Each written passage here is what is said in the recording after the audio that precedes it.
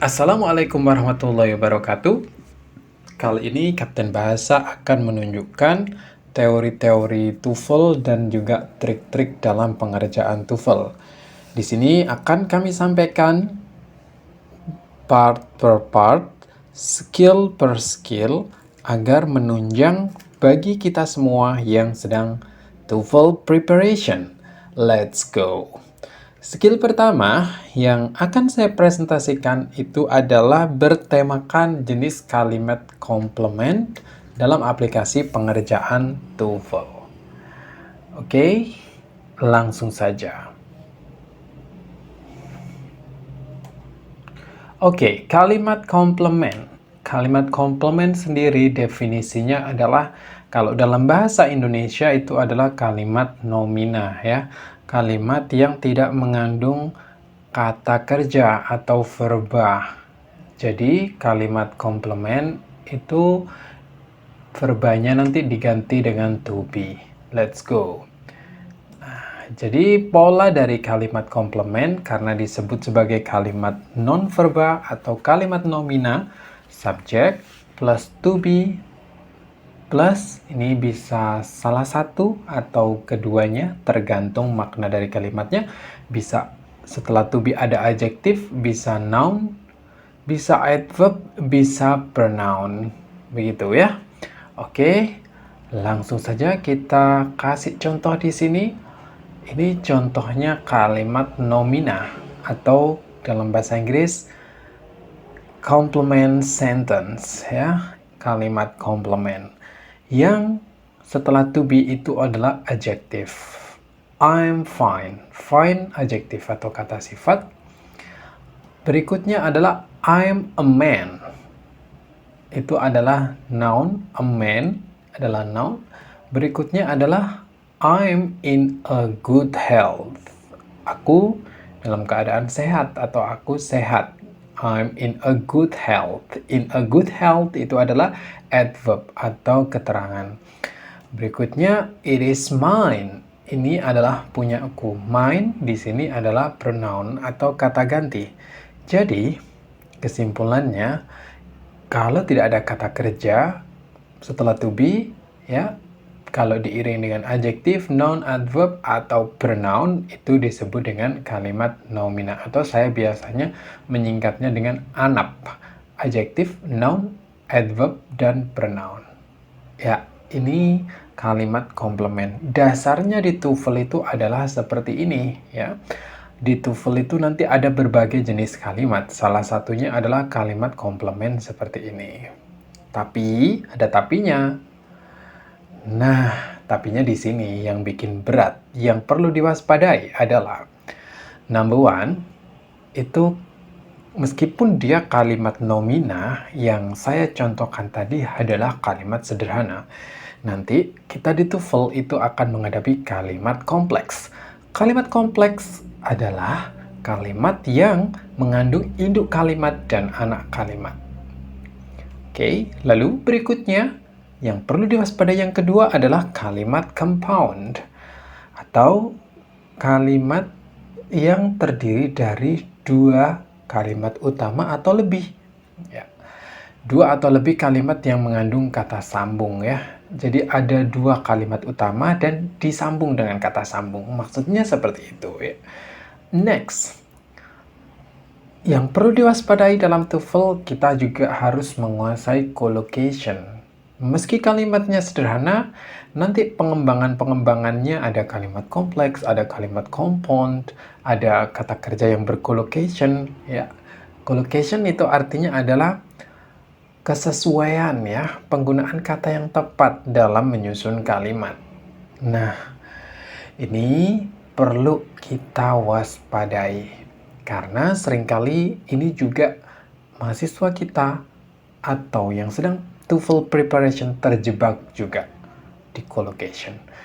Oke, berikutnya adalah tata bahasa atau grammar, meliputi aturan penulisan yang telah disepakati. Ini sangat banyak aturan-aturan yang perlu digarisbawahi di dalam pembahasan ini. Nanti akan ada pembahasan sesi tersendiri part per part.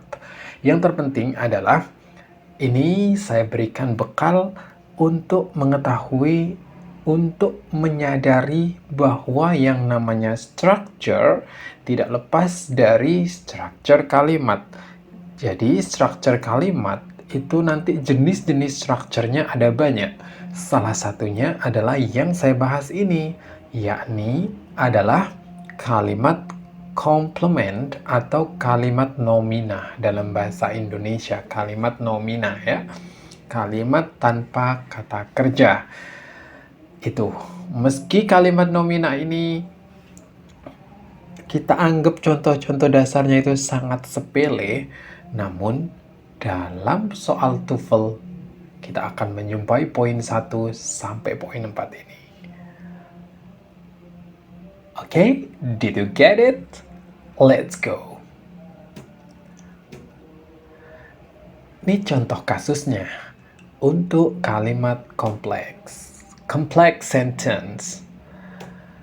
Being a dancer, Isadora Dunson played a major role in the revolution in the dance that took place in the early 20th century. Jadi di sini yang dimaksud kalimat kompleks itu adalah kalimat yang mengandung anak kalimat dan induk kalimat. Ya, kita identifikasi terlebih dahulu mana yang induk kalimat dan mana yang anak kalimat. Cara membedakannya, induk kalimat adalah kalimat yang dia bisa berdiri sendiri. Itu yang pertama ya. Dan dia bisa berdiri tanpa ada kata sambung. Itu yang kedua ya. Dan anak kalimat dia sebaliknya, dia tidak bisa berdiri tanpa adanya induk kalimat. Biasanya setelah kata sambung. Oke, did you get it? Ya, saya tunjukkan. Being a dancer, Isadora Dunson played the major role in the revolution in the dance. Jadi sampai sini sebenarnya kita tidak perlu mempertanyakan karena informasinya sudah jelas. Kita bisa memahami informasi ini. Sedangkan informasi setelahnya ini hanyalah berupa penjelas dari dance. Oke, wait a second. Nah, yang saya underline itu adalah disebut induk kalimat. Menjadi seorang pedansa, Isadora Dunson memainkan peran penting di dalam revolusi perdansaan. Seperti itu ya. Dalam bidang dansa. Nah, kemudian bidang dansa ini dijelaskan lagi oleh penulis. Bidang dansa atau dunia dansa yang terjadi di awal-awal abad ke-20. Seandainya kalimat ini itu kita putus sampai sini, never mind ya. Dia bisa mendapatkan informasi yang cukup seperti itu. Tetapi kalau yang anak kalimat itu berdiri sendiri, that took place in the early 20th century,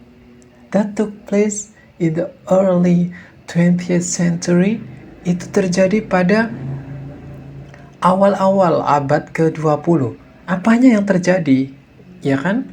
Masih ada pertanyaan. Jadi itulah yang disebut dengan anak kalimat. Dia tidak bisa berdiri sendiri. Di dalam TOEFL, kita akan menjumpai kalimat kompleks seperti contoh di bawah ini ya. Jenisnya akan sangat bervariasi, namun karena ini masih pertemuan pertama, jadi kita nyantai-nyantai dulu aja. Contoh kasus yang kedua di dalam TOEFL preparation, kalimat compound. Oke. Built-in 1772, Maryland State Capitol is still in use and is one of the most attractive public buildings in the United States. Oke, jadi di sini kalimat compound itu terdiri dari dua induk kalimat yang bergabung. Maksud saya adalah informasinya ada dua induk kalimat, tapi dua induk kalimat ini itu disatukan dengan kata sambung. Kata sambungnya itu adalah and. This one. Jadi artinya seperti ini kurang lebih.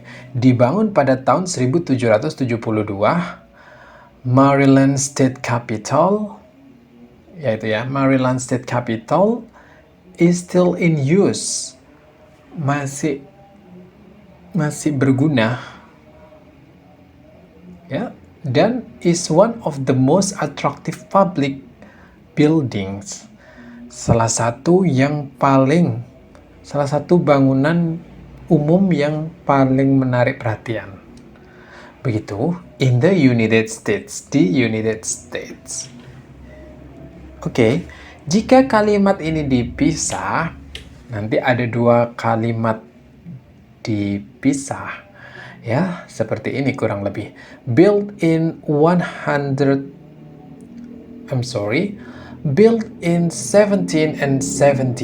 Maryland State Capitol is still in use. Titik ya. Oke, kemudian jika ini kita pisah, ada lagi. Kalimatnya bunyinya yang kedua kurang lebih seperti ini.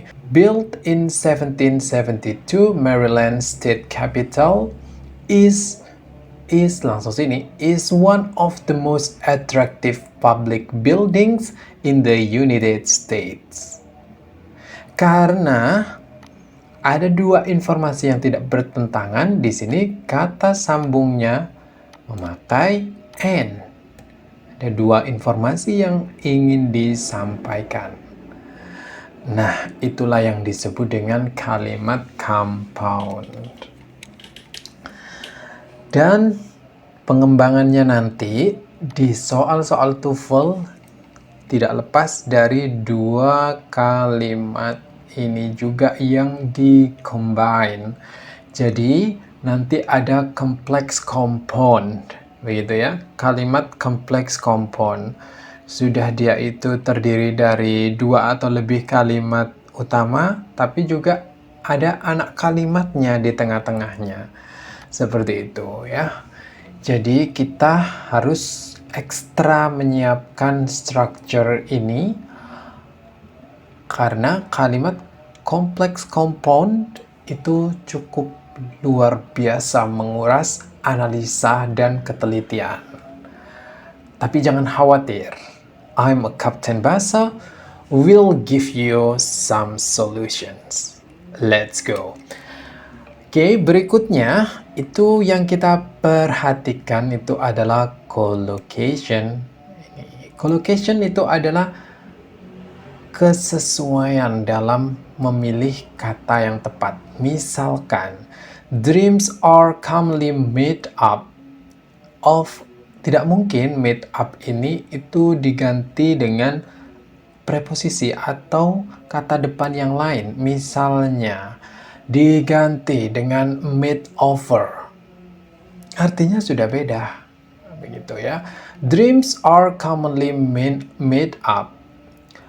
Mimpi umumnya tersusun dari both visual and verbal image. Kedua bentuk visual dan verbal image, gambaran verbal. Oke. Bisa dipahami ya. Jadi made up itu sudah collocation. Oke, made up sudah collocation. Collocation sederhananya begini. Dalam bahasa Indonesia misalkan kita itu saya berkejaran dengan waktu. Kita dikejar oleh waktu. Tidak mungkin dikejar itu diganti dengan kita ditiduri oleh waktu. Kita disantaikan oleh waktu. Nggak ada ya, collocation yang seperti itu rasanya kurang pantas ya. Kepantasan atau kesesuaian dalam bahasa itu cukup penting ya. Karena itu di dalam TOEFL, nanti kita harus peka terhadap kepantasan-kepantasan itu juga. Oke. Baik, bisa dimengerti ya. Oke, berikutnya adalah tata bahasa yang kita sebut dengan grammar. Ini meliputi banyak hal nanti aturan penulisan yang disepakati dalam standar internasional TOEFL ya. Yang jelas di sini tidak saya berikan contohnya, tapi akan langsung saya masuk ke materinya karena grammar ini sangat luas. Oke, kita langsung saja aplikasikan kalimat complement atau complement sentence di dalam soal TOEFL.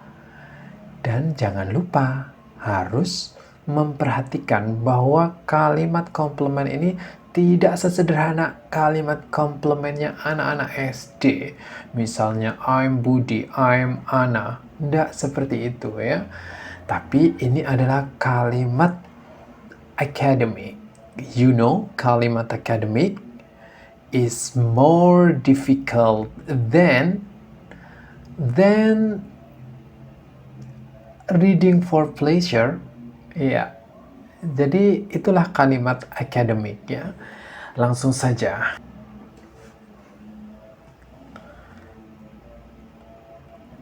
Oke, tebak error structure kalimatnya ya. Jadi sambil melihat di sini, jangan sekedar hanya mendapatkan jawabannya tanpa berpikir ya. Usahakan kita ada mencobanya terlebih dahulu. Ini adalah soal contoh jenis kalimat complement yang sudah saya kumpulkan. Ya, perlu diingat bahwa yang namanya kalimat complement itu terdiri dari subjek, to be, anap. Subjek, to be plus anap. Adjektif, noun, adverb, atau pronoun. Itu saja. Jadi tidak ada verb, tapi ada to be. Let's go. The flute is the only woodwind instrument that is not done of wood. Oke, silakan tebak. Oke, dan jawabannya adalah permisalan. Ini adalah A, ini adalah B, ini adalah C, dan ini adalah D. Manakah jawabannya? Which one? Yang mana ya? Yang mana jawabannya?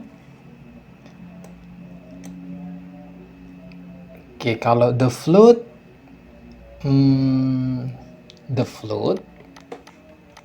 kalau dalam struktur kalimat ini, the flute adalah menggunakan artikel the. Sudah benar, karena instrumen atau alat musik biasanya memang menggunakan the. Instrumen, sport, itu ya. Saya spill dulu ini. Tapi nanti juga akan saya bahas mana aja kata benda yang menggunakan artikel the. The flute sudah benar ya. Is the only woodwind. The only. Ini juga udah benar. Biasanya penggunaan only satu-satunya itu diiringi dengan the. The only woodwind instrument, alat musik tiup udara dari bambu, that is not done of wood.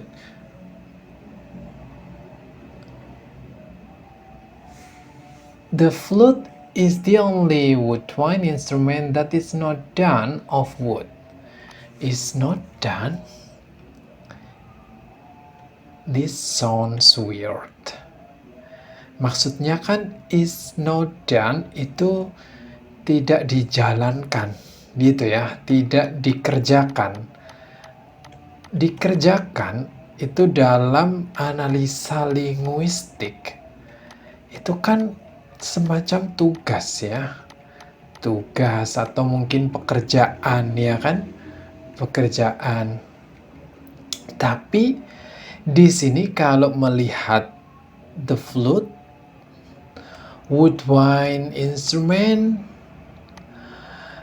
terus dari kayu, ya kan? Dikerjakan dari kayu. Enggak ya, dikerjakan itu berupa tugas atau aktivitas yang biasanya berkolokasi dengan kata benda yang umumnya itu tugas atau pekerjaan, bukan kata benda yang bisa diraba, bukan. Kalau menurut saya itu membahasakannya itu ada concrete noun, bukan concrete noun, tapi abstract noun seperti tugas dan pekerjaan. Sehingga ini saya ada kecurigaan di sini ya. Oke. Yang ini pantasnya adalah made, is not made of wood. Jadi tidak terbuat dari kayu. Itu lebih berkolokasi atau bercollocation ya. Nah, jadi ini contoh kalimat complement atau complement sentence yang dia ada masalah di bagian collocation. Di dan ini harus diganti dengan made of wood. Oke, kurang lebih begitu segmen analisanya.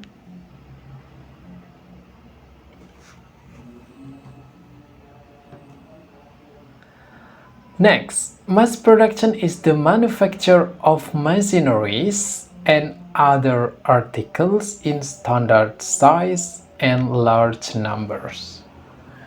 Oke, kira-kira ini kesalahannya di mana ya? Mass production is the manufacture machineries and other articles in standard size and large number. Produksi massal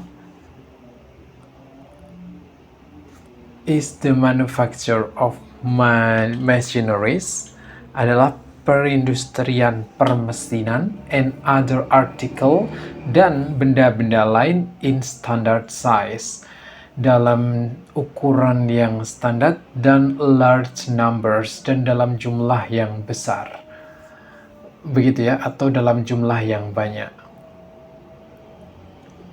Oke, manufacture. Ada yang salah dengan manufacture? No. Oke, di sini manufacture itu tidak ada yang salah ya. Karena ini juga kata benda dan kata bendanya itu ya memang seperti ini susunannya. Manufacture is the manufacture. Manufaktur ya. Kalau saya membahasakan itu alat-alat industri ya. Manufacture of machineries. Alat-alat industri dari permesinan. Mestinya kan begitu ya. Tapi ini machineries dikasih es itu menunjukkan jamak yang bersifat kayak concrete noun atau kata benda noun, misalnya chairs. Ini masuk ke dalam countable noun ya, sehingga jamaknya dikasih s. Tapi kalau machineries itu adalah permesinan ya. Dalam bahasa kita artinya permesinan. Permesinan ini masuk ke dalam uncountable noun, jadi dia tidak perlu imbuhan es seperti ini. Cukup manufacture of machinery. Jadi di sini ada kecurigaan. And other article in standard size. Dan benda-benda lain in standard size dalam ukuran yang standar and large number. Dan dalam jumlah yang besar. Oke, secara structure yang perlu saya tekankan di sini adalah ini adalah structure subject. Sedangkan ini itu adalah to be dalam kalimat complement. the manufacture of machineries, dan seterusnya, itu adalah noun-nya. Kalau dalam ANAP tadi ini A-nya. Oke, tetapi perlu diwaspadai dalam pengembangan kita mengerjakan soal-soal TOEFL tadi, ada 4 persoalan besar yang harus kita perhatikan dengan teliti. Kalau persoalannya adalah di sini, machineries, berarti secara structure ini sudah benar di kalimat komplement memang seperti ini. Tapi detail-detailnya ya, detail-detailnya di sini itu harus kita waspadai. Ini masuk bab grammar atau tata bahasa. Bisa difahami? Oke, next kita bahas soal berikutnya.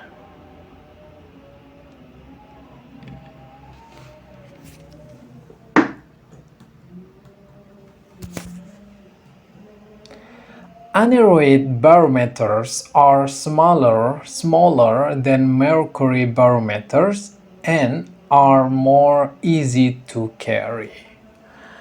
Jadi, alat ukur barometer aneroid adalah lebih kecil dari mercury barometers. Tidak ada masalah dengan ini. Saya pindah dulu. Aneroid barometers, ya, komplemennya menggunakan to be are, udah bener ya, karena ini jamak. Are smaller than,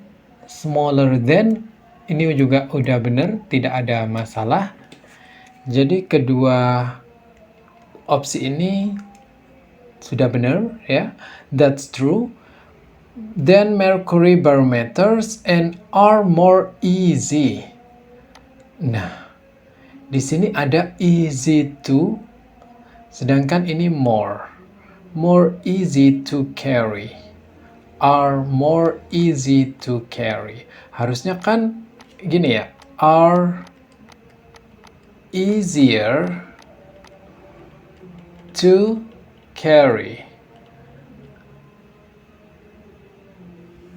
Oke, tanpa ada more. Tapi ini akhirnya menjadi lebih membingungkan ya, karena yang salah ada dua, more sama easy. Harusnya nggak pakai more, easy-nya diganti easier, and are more easier itu juga bisa ya, more easier, more-nya tetap.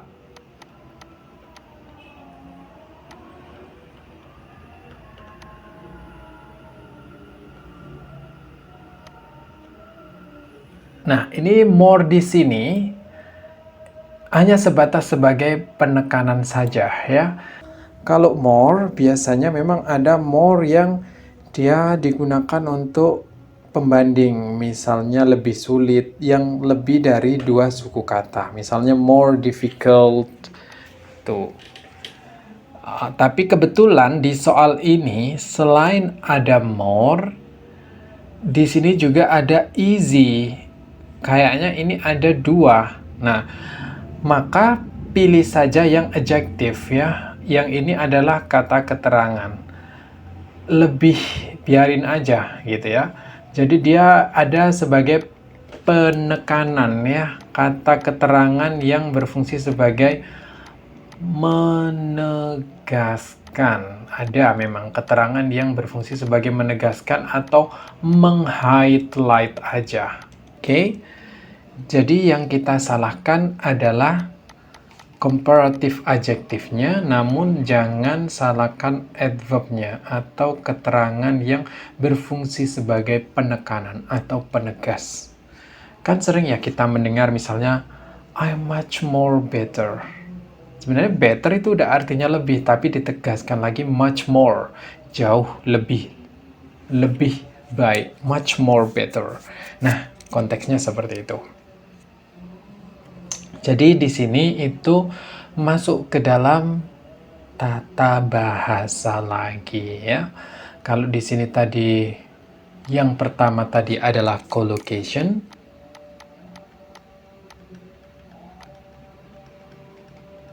persoalannya di sini. Yang kedua tadi adalah tata bahasa, countable dan uncountable noun. Yang ketiga ini juga adalah tata bahasa atau grammar yang membahas tentang comparative adjective. Oke. Itu saja sekilas pengenalan mengenai soal-soal TOEFL. Tapi sebelum diakhiri, saya ingin memberikan tugas kepada rekan-rekanku sekalian yang sedang menghadapi TOEFL preparation. Jawab pertanyaan berikut di kolom komentar.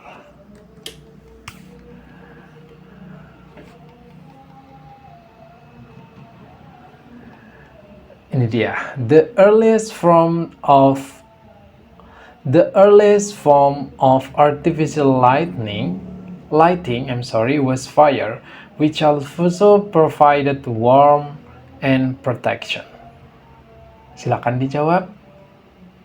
Berikutnya, needles are simple-looking tools, but they are very relatively difficult to make. Silakan dijawab. Mana yang error di kolom komentar.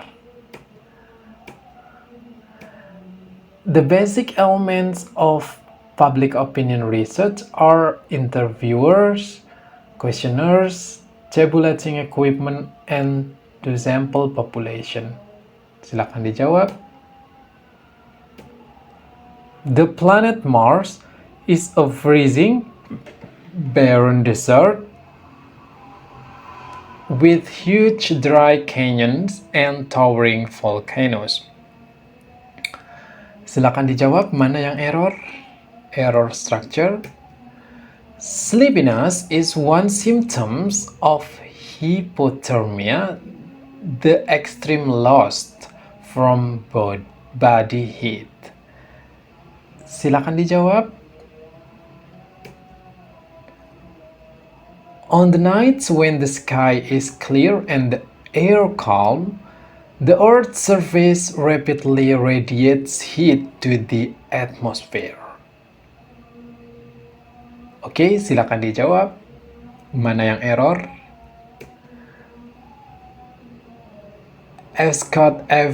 Fitzgerald's novel, The Great Gatsby is over the pursuit of wealth, status, and love in the 1920s. Silakan dijawab. Mana yang error? Fokus di underline. Siapkan satu yang error.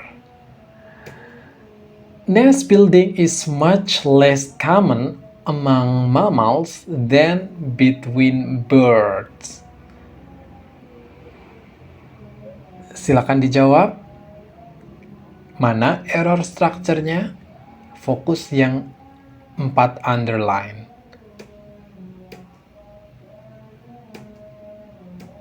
Oke, tebak ya error structure kalimatnya lagi. Snakes are capable to graceful motion throughout the entire length of their rubbery bodies. Fokus pada yang di underline, manakah yang mengandung error structure. Bacteria are responsible of many of the textures and flavors in our food and are particularly important in milk production. Silakan dijawab. Fokus di 4 underline. Oke. Itu saja materi yang kali ini saya sampaikan. Saya akan membahas jawaban-jawaban di atas pada next video. Saat ada next material nanti, yaitu kalimat dengan berpola subjek, predikat, objek dalam soal structure ya, dalam soal TOEFL structure. Oke, besok akan kita bahas kalimat dengan pola subjek, predikat, objek yang predikatnya itu berupa verb atau kata kerja. Hopefully you enjoy learning with Kapten Bahasa. Have a nice day and see you later.